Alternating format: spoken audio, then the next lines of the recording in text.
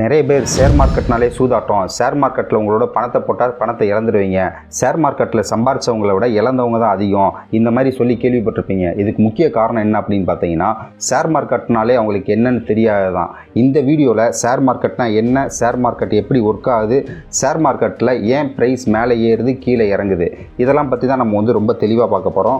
So இந்த video உங்களுக்கு ரொம்ப பயனுள்ளதாக இருக்கும். ஷேர் மார்க்கெட்டை என்னென்னு தெரியலை அப்படின்னாலும் இந்த வீடியோவோட முடிவில் உங்களுக்கு ஷேர் மார்க்கெட்டை பற்றின சில பேசிக் நாலேஜ் உங்களுக்கு வந்திருக்கும். இது ஷேர் மார்க்கெட் பேசிக்ஸ் வீடியோவோட எபிசோட் 1. முதல்ல ஷேர் மார்க்கெட்னா என்னன்னு பார்க்குறதுக்கு முன்னாடி எப்படி ஒரு கம்பெனி ஷேர் மார்க்கெட்டில் உள்ளே வராங்கன்னு சொல்லி நம்ம பார்க்கலாம். ஃபார் எக்ஸாம்பிள், நான் ஒரு கம்பெனி ரன் பண்ணிக்கிட்டு இருக்கேன், உதயா ட்ரேடிங் லேப்னு ஒரு கம்பெனி ரன் பண்ணிக்கிட்டு இருக்கேன்னு வச்சுக்கோங்க. இப்போது எனக்கு என்னுடைய பிஸ்னஸை டெவலப் பண்ணணும்னு நினைக்கிறேன். அதுக்கு எனக்கு ஃபண்டு தேவைப்படுது. அந்த ஃபண்டை நான் ஒரு 3 வழியில் ரெடி பண்ணலாம். என்னன்னு பார்த்தீங்கன்னா, 1, பேங்க்கில் போய் லோன் வாங்குறது மூலமாக நான் ஃபண்ட் அரேஞ்ச் பண்ணிக்க முடியும். 2, பார்ட்னர்ஷிப் போடுறது மூலமாக நான் ஃபண்ட் அரேஞ்ச் பண்ணிக்க முடியும். 3வது, ஷேர் மார்க்கெட்டில் என்னுடைய கம்பெனியை ரிஜிஸ்டர் பண்ணுறது மூலமாக பப்ளிக்கிட்ட இருந்து ஃபண்ட் கலெக்ட் பண்ணி அந்த ஃபண்டை நான் பயன்படுத்தி நான் என்னுடைய பிஸ்னஸை டெவலப் பண்ணிக்கலாம். ஸோ இந்த 3 ஆப்ஷன் இருக்குது. இதில் மொதல் ஆப்ஷன் பார்த்தீங்கன்னா, பேங்க்கில் லோன் வாங்குறது. இப்போ நான் பேங்க்கில் லோன் வாங்கினேன் அப்படின்னா, அந்த பேங்க்கு நான் முழு லோனையும் நான் கட்டணும், அவங்களுக்கு வட்டியும் நான் கொடுக்கணும். ஸோ இதனால் நான் பேங்க்கில் லோன் வாங்குகிற ஆப்ஷனை நான் ரிஜெக்ட் பண்ணிடுறேன். 2வது, பார்ட்னர்ஷிப் போடுறது. ஸோ இந்த பார்ட்னர்ஷிப் போடுறது மூலமாக என்னுடைய கம்பெனியில் அவருக்கும் சரிசமமான உரிமைகள் இருக்கும். ஸோ அதனால் நான் ஏதாவது ஒரு டிசிஷன் எடுக்கணும்னு நினச்சா கூட என்னால் எடுக்க முடியாது. நான் அவரை டிபெண்ட் பண்ணி தான் நான் டிசிஷன் எடுக்க வேண்டியதாக இருக்கும். அடுத்து, எனக்கும் அவருக்கும் மிஸ் அண்டர்ஸ்டாண்டிங் வந்துச்சு அப்படின்னா என்னுடைய பிஸ்னஸே என்னுடைய கம்பெனியை கம்ப்ளீட்டாக க்ளோஸ் பண்ணுற நிலைமைக்கு போயிடும். ஸோ இதனால் நான் 2வது ஆப்ஷனையும் நான் ரிஜெக்ட் பண்ணிடுறேன். 3வது ஆப்ஷன் தான் பார்த்தீங்கன்னா, என்னுடைய கம்பெனியை இதுவரைக்கும் நான் ப்ரைவேட் லிமிட்டடாக நான் ரன் பண்ணிக்கிட்டு இருந்த கம்பெனியை பப்ளிக் லிமிடெட் கம்பெனியாக நான் ஷேர் மார்க்கெட் மூலமாக மாற்றி என்னுடைய கம்பெனிக்கு பப்ளிக்கிட்டேருந்து ஃபண்டை கலெக்ட் பண்ணி நான் என்னுடைய பிஸ்னஸை டெவலப் பண்ணலான்னு எடுத்திருக்க முடிவு. ஸோ இது எனக்கு என்னையும் அஃபெக்ட் பண்ணாது, எனக்கு பணம் கொடுக்குற பப்ளிக், அதாவது இன்வெஸ்டரையும் அஃபெக்ட் பண்ணாது. ஏன்னு பார்த்தீங்கன்னா, என்னுடைய கம்பெனி நல்லா ரன் ஆச்சு, நல்லா பர்ஃபார்ம் பண்ணுச்சு அப்படின்னா அவங்க இன்வெஸ்ட் பண்ண பணம் மேலே ஏறிட்டே போகும். ஸோ இதனால் நான் எனக்கும் அஃபெக்ட் ஆகாது, அவங்களுக்கும் அஃபெக்ட் ஆகாத காரணத்தினால நான் 3வது ஆப்ஷனை செலக்ட் பண்ணுறேன். இப்போது என்னுடைய கம்பெனி நான் பப்ளிக் ரிஜிஸ்டர், அதாவது ஷேர் மார்க்கெட்டில் லிஸ்ட் பண்ணலாம்னு சொல்லி முடிவு பண்ணிட்டேன். இதுக்கு நான் ஒரு அப்ளிகேஷன் ஃபில் பண்ணணும். அந்த அப்ளிகேஷனை ஃபில் பண்ணி செபி அப்படின்றவங்ககிட்ட போய் கொடுக்கணும். செபி யாருன்னு பார்த்தீங்கன்னா, மார்க்கெட்டில் எந்த ஒரு முறைகேடுகளும் நடந்துடாமல் மார்க்கெட்டை சரியான முறையில் வழிநடத்தக்கூடிய ஒரு அமைப்பு. இந்த அமைப்பு கவர்மெண்ட்டுக்கு கீழே தான் ரன் ஆகிட்டுருக்கு. கவர்மெண்ட்டுடைய கட்டுப்பாட்டின் கீழே தான் இந்த அமைப்பு ரன் ஆகிட்டுருக்கு.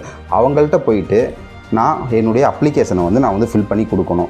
அவங்க என்னுடைய அப்ளிகேஷனை கம்ப்ளீட்டாக ரீட் பண்ணி என்னுடைய கம்பெனியை வெரிஃபை பண்ணி அவங்க ஒன்ஸ் எல்லா டாக்குமெண்ட்டும் என்னது ஓகே அப்படின்ற பட்சத்தில் அவங்க என்ன பண்ணுவாங்கன்னா, எனக்கு அப்ரூவல் கொடுத்துருவாங்க. ஒன்ஸ் அப்ரூவல் கொடுத்ததுக்கப்புறமா எனக்கு எவ்வளோ ஃபண்டு தேவையோ அந்த ஃபண்டை நான் பப்ளிக்கிட்டேருந்து கலெக்ட் பண்ணிக்கலாம். இப்போ இது வரைக்கும் உங்களுக்கு புரிஞ்சிருக்கும்னு நினைக்கிறேன். இப்போ எனக்கு அவங்க அப்ரூவல் கொடுத்துறாங்க. இப்போ அடுத்து என்னுடைய வேலை என்ன அப்படின்னு பார்த்தீங்கன்னா, என்னுடைய கம்பெனியை நான் டெவலப் பண்ணுறதுக்கு எனக்கு 10 லட்ச ரூபா தேவைப்படுது. இந்த 10 லட்சத்தை நான் இப்போது என்னுடைய கம்பெனியை சின்ன சின்ன ஷேர்ஸாக பிரித்து அந்த ஷேர்ஸ் மூலமாக நான் அந்த ஷேர்ஸை பப்ளிக்கிட்ட விற்று அந்த பணத்தை நான் கலெக்ட் பண்ணிக்க போகிறேன். இப்போ எனக்கு தேவையான பணம் 10 லட்சம். என்னுடைய கம்பெனி ஒரு ஷேருடைய ப்ரைஸ் நான் 100 ரூபான்னு ஃபிக்ஸ் பண்ணுறேன்னு வச்சுக்கோங்க. இப்போது எனக்கு எவ்வளவு தேவை? 10 லட்சம். 10 லட்சம் டிவைடட் பை 100 போட்டோம் அப்படின்னா என்னுடைய டோட்டல் நம்பர் ஆஃப் ஷேர்ஸ் எவ்வளோ நான் விற்றனா எனக்கு 10 லட்சம் கிடைக்கும். பார்த்தீங்கன்னா 10,000 ஷேர்ஸ் நான் விற்றனா தான் எனக்கு 10 லட்ச ரூபா கிடைக்கும். இவ்வளோ நாள் நான் ரன் பண்ணிக்கிட்டு இருந்த கம்பெனியை இப்போது 10,000 ஷேர்ஸை நான் பிரிச்சுட்டேன். இப்போது பிரிச்சுட்டு நான் என்ன பண்ண போகிறேன் அப்படின்னா, இனிஷியல் பப்ளிக் ஆஃபரிங் சொல்லிட்டு ஒரு அனௌன்ஸ்மெண்ட் கொடுக்க போகிறேன். அதாவது ஐபிஓ நான் லான்ச் பண்ணுறேன் அப்படின்னு சொல்லி நான் ஒரு அனௌன்ஸ்மெண்ட் கொடுக்க போகிறேன். அந்த அனௌன்ஸ்மெண்ட் கொடுத்ததுமே இன்வெஸ்டர்ஸ் யாருக்கெல்லாம் அதாவது மக்கள், அவங்க யாருக்கெல்லாம் என் கம்பெனி நல்லா ரன் ஆகும் அப்படின்னு நம்புகிறாங்களோ அவங்க என்னுடைய கம்பெனியில் இன்வெஸ்ட் பண்ணலாம். எப்படி இன்வெஸ்ட் பண்ணலாம் அப்படின்னு பார்த்தீங்கன்னா, அவங்க டைரெக்டாக என்கிட்ட இருந்து, அதாவது கம்பெனிக்கிட்ட இருந்து காசை கொடுத்து அவங்க ஷேர்ஸை வாங்கிக்கலாம். இந்த மாதிரி என்னுடைய 10,000 ஷேர்ஸுமே வந்து செல் ஆகி விற்று முடித்ததுக்கப்புறமா ப்ரைவேட் லிமிட்டடாக இருந்த என்னுடைய கம்பெனி இப்போ வந்து பப்ளிக் லிமிட்டட் ஆயிடுச்சு. ஒன்ஸ் பப்ளிக் லிமிட்டட் ஆன பிறகு நான் எந்த ஆக்டிவிட்டி நான் பண்ணாலுமே நான் வந்து பப்ளிக்கு, அதாவது என்னுடைய இன்வெஸ்டர்ஸ் அடுத்து பப்ளிக் வந்து தெரிவிக்கணும். நான் எந்த ஒரு டிசிஷன் எடுத்தாலுமே எல்லாத்தையும் நான் வந்து பப்ளிக்காக அனௌன்ஸ்மெண்ட் பண்ணணும். இதுதான் வந்து செபியோட ரூல்ஸ். ஒன்ஸ் இந்த ஐபிஓ வந்து கம்ப்ளீட்டாக சேல் ஆகி முடிஞ்ச பிறகு என்னுடைய கம்பெனி எங்கே போய் லிஸ்ட் ஆகும் அப்படின்னு பார்த்தீங்கன்னா எக்ஸ்சேஞ்சில் போய் லிஸ்ட் ஆகும். எக்ஸ்சேஞ்சுனால் என்ன அப்படின்னா ஒரு கம்பெனியுடைய ஷேர்ஸை வாங்க மற்றும் விற்க, அதாவது பை செல் பண்ணுறதுக்கு ஃபெசிலிட்டி க்ரியேட் பண்ணி கொடுக்குறவங்க தான் இந்த எக்ஸ்சேஞ்சு. இந்த மாதிரி இந்தியாவில் 2 எக்ஸ்சேஞ்ச் இருக்குது. ஒன்று வந்து நேஷ்னல் ஸ்டாக் எக்ஸ்சேஞ்ச், இன்னொன்று வந்து பாம்பே ஸ்டாக் எக்ஸ்சேஞ்சு. இந்த 2 எக்ஸ்சேஞ்சில் தான் எல்லா கம்பெனியுமே வந்து அவங்கள ரிஜிஸ்டர் பண்ணி வச்சுப்பாங்க. இந்த மாதிரி இந்த எக்ஸ்சேஞ்சில் என்எஸ்சியில் கிட்டத்தட்ட 2500 கம்பெனிக்கு மேற்பட்ட கம்பெனிகள் வந்து ரிஜிஸ்டர் ஆகிருக்கு. பிஎஸ்சியில் 5500 கம்பெனிக்கு மேற்பட்ட கம்பெனிகள் வந்து ரிஜிஸ்டர் ஆகிருக்கு. இப்போது எக்ஸ்சேஞ்சுனா உங்களுக்கு என்னன்னு தெரிஞ்சிருக்கும். அடுத்து எப்படி இந்த கம்பெனிகளுடைய விலை வந்து மேலே ஏறுது கீழே இறங்குதுன்றதை நம்ம பார்க்கலாம். இப்போது என்னுடைய கம்பெனி வந்து நல்லா பர்ஃபார்ம் பண்ணுது, நிறைய குவார்ட்டர் ஆன் குவார்ட்டர் ப்ராஃபிட் பண்ணிக்கிட்டே இருக்காங்க. அப்படின்ற பட்சத்தில் நிறைய இன்வெஸ்டர்ஸ் வந்து ரெடியாக இருப்பாங்க, என்னுடைய கம்பெனியை வந்து வாங்குறதுக்கு வந்து ரொம்ப ரெடியாக இருப்பாங்க, டிமாண்ட் ஆகும். ஸோ அந்த மாதிரி டிமாண்ட் ஆகுறப்போ இன்வெஸ்டர்ஸ் வந்து அக்ரெசிவாக பை பண்ணுவாங்க. அந்த மாதிரி அக்ரெசிவாக பை பண்ணுறப்போ என்னுடைய கம்பெனியோட விலை வந்து மேலே ஏறிக்கிட்டே போகும். அடுத்து என்னுடைய கம்பெனி வந்து நல்லா பர்ஃபார்ம் பண்ணலை, நிறையா லாஸ் பண்ணிக்கிட்டே இருக்கேன் அப்படின்னா என்னுடைய கம்பெனியுடைய டிமாண்ட் வந்து ரொம்ப குறைஞ்சிரும். ஸோ அந்த இடத்துல மக்கள் யாரும் வாங்குறதுக்கு விருப்பமாக இருக்க மாட்டாங்க. அந்த இடத்துல என்ன ஆகும் அப்படின்னு பார்த்தீங்கன்னா ப்ரைஸ் வந்து கீழே இறங்கிட்டே போகும். இந்த மாதிரி தான் வந்து ஒரு ஸ்டாக்குடைய ப்ரைஸ் வந்து மேலே ஏறுறதும் கீழே இறங்குறதும். ஸோ இப்போது உங்களுக்கு ஐபிஓனா என்னன்னு தெரிஞ்சிருக்கும், ஸ்டாக் எக்ஸ்சேஞ்சுனா என்னன்னு தெரிஞ்சிருக்கும், எதனால ஒரு ப்ரைஸ் வந்து மேலே ஏறுது கீழே இறங்குது அப்படின்ற ஒரு ஐடியா உங்களுக்கு வந்திருக்கும். இப்போது ஷேர் மார்க்கெட்டுன்ற வார்த்தையே இங்கே வரலையே அப்படின்னு சொல்லி உங்களுக்கு சந்தேகம் வரலாம். இப்போ இந்த ஆக்டிவிட்டிலாம் நடக்குது பார்த்தீங்களா, இந்த ஐபிஓ ரிலீஸ் ஆகிறது, இந்த எக்ஸ்சேஞ்சஸ்ஸு, இன்னும் இதுக்குள்ளே வந்து இன்னும் நிறைய பேர் இருக்காங்க.